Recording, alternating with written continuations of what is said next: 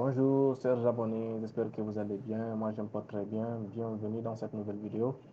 Aujourd'hui, nous allons voir et nous allons apprendre comment installer Kali Linux sur une machine virtuelle. Notamment, on va utiliser aujourd'hui VMware. Ok?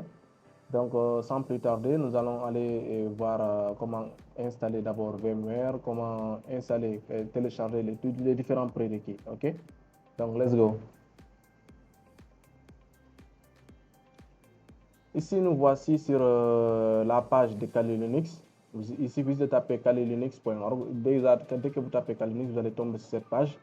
Ici, vous avez les informations de tout ce qui concerne Kali Linux. D'abord, Kali Linux, c'est quoi? C'est un système d'exploitation comme Windows, mais qui est différent de Windows parce que lui aussi, il a son travail à lui. Ok, donc Kali Linux, d'abord, c'est une distribution de Linux pour ceux qui ont déjà utilisé Linux ou bien Ubuntu, les Fedora, voilà, tout ça c'est des distributions du système Linux. Donc Kali Linux aussi fait partie de cette famille, ok. Donc pourquoi on utilise Kali Linux? Kali Linux est spécialisé dans la sécurité informatique et le test de pénétration, notamment appelé les pentests. Son rôle principal est de fournir aux professionnels de sécurité et aux chercheurs en sécurité un ensemble d'outils puissants. C'est-à-dire là, nous allons utiliser ça pour la sécurité informatique, ok? Pour tous ceux qui sont dans la sécurité informatique, ils savent un peu plus c'est quoi Kali Linux, donc c'est un peu ça. Donc voilà ici le site, vous aurez toutes les informations ici, voilà ce qu'on vous dit d'ailleurs à propos de ça.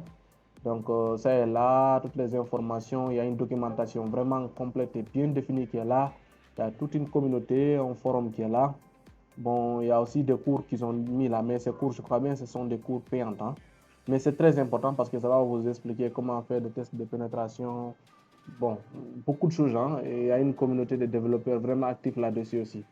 Donc, nous allons essayer premièrement de télécharger Kali Linux. Vous voyez, je vais venir sur le site kalilinux.org. Dès que vous cliquez sur obtenir Kali Linux, vous allez tomber sur cette page-là.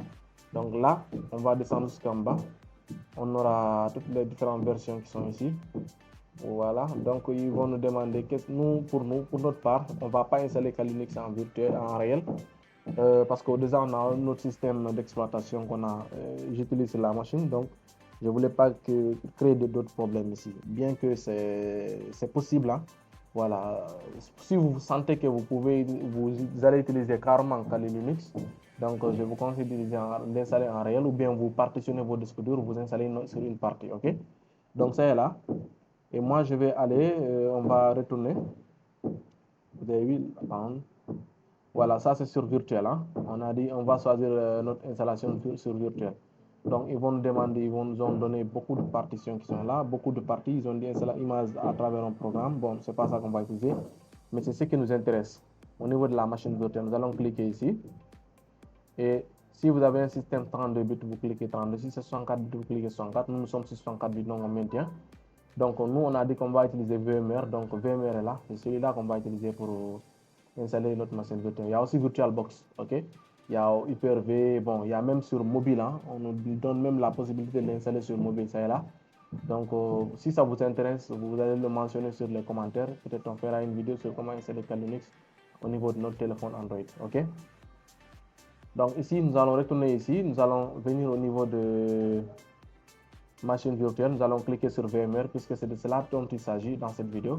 Mais si les autres vous intéressent aussi, mentionnez-les dans les commentaires. Je vais cliquer ici. Et boum, là, il est en train de télécharger le fichier. OK? Donc, on se retrouve après qu'il ait fini de télécharger le fichier. L'autre prérequis qui est là, qui est demandé, c'est VMware. Donc, VMware est là. Si vous allez sur le site de vmware.com, vous pouvez télécharger le setup de VMware. Là, vous allez l'installer. Moi, je l'ai déjà installé. Hein. Donc, je vous montre juste comment le faire. L'installation n'est pas difficile. Vous téléchargez. Bon, vous pouvez bénéficier d'un essai de 30 jours. Hein. Après, bon, ils vont vous mettre la pression pour vous demander d'acheter tout. Bon, je crois qu'il y a une version gratuite là. Bon, en tout cas, moi, c'est celle gratuite que j'ai. OK? Donc, vous pouvez essayer avec ça aussi. Ça pourrait marcher pendant un moment, juste pour le temps d'essayer. Donc, vous téléchargez ici, vous installez suivant, et puis c'est très simple. OK? Donc, moi, je vais annuler l'installation de Kali Linux parce que j'avais déjà téléchargé. Je vais direct pour que la vidéo ne prenne pas assez de temps. Nous allons directement passer à l'installation. OK? Let's go.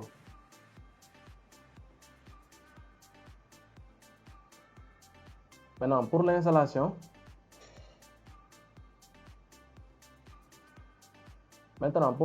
de Kali Linux, qu'est-ce que nous allons faire? Nous allons commencer dès à présent par lancer VMware, puisque c'est le logiciel qu'on va utiliser pour installer notre machine virtuelle. Ok, c'est une logiciel de virtualisation qui va nous permettre d'installer des machines virtuelles. Je vais lancer VMware.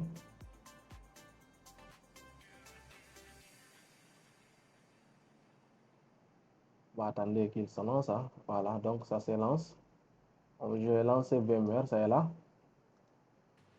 Et là, nous allons essayer de créer notre première machine. Maintenant, je vais d'abord afficher le fichier Kali Linux qui est là, qui est sur mon bureau. Kali Linux est là.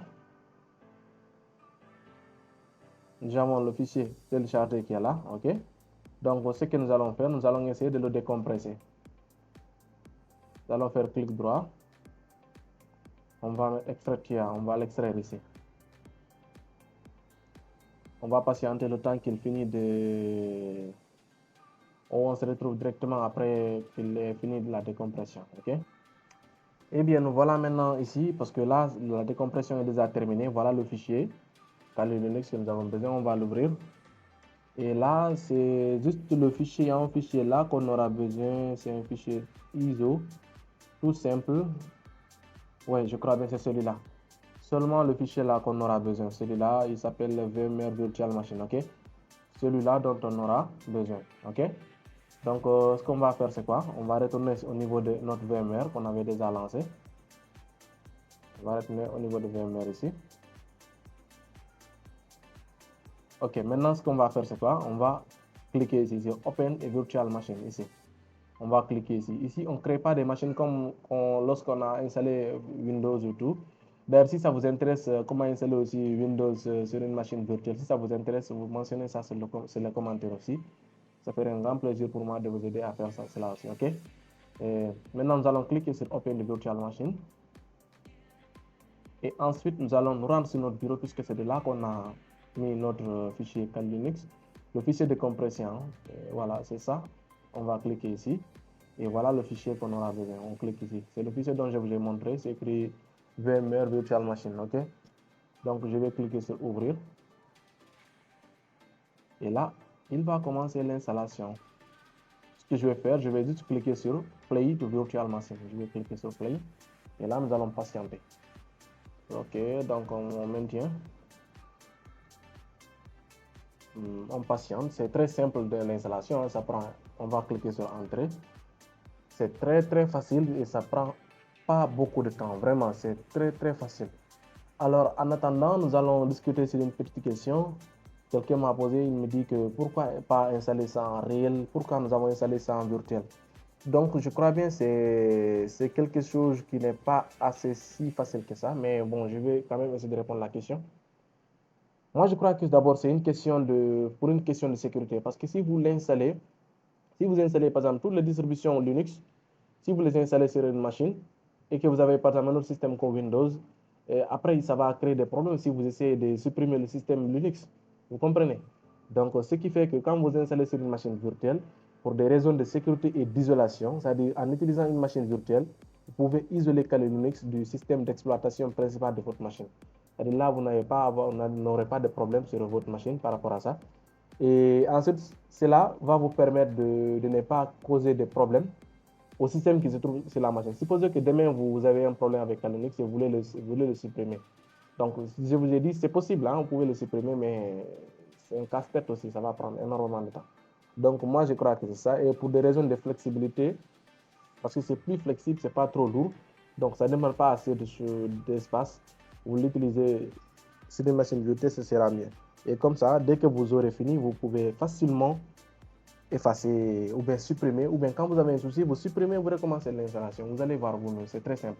Donc, bingo, nous avons fini l'installation. Je vous ai dit, ça ne prend pas beaucoup de temps et c'est très simple d'utilisation. Ici, par défaut, le mot de passe et le nom, le user et le password sont tous Kali. Ok? Kali, on va taper Kali comme ça.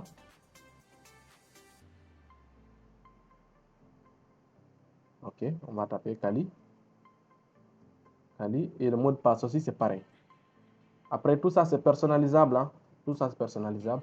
On va cliquer sur Login et il va lancer, il va ouvrir l'interface de Kali Linux. Je trouve ce système très beau, l'interface est très, moi j'adore très bien l'interface.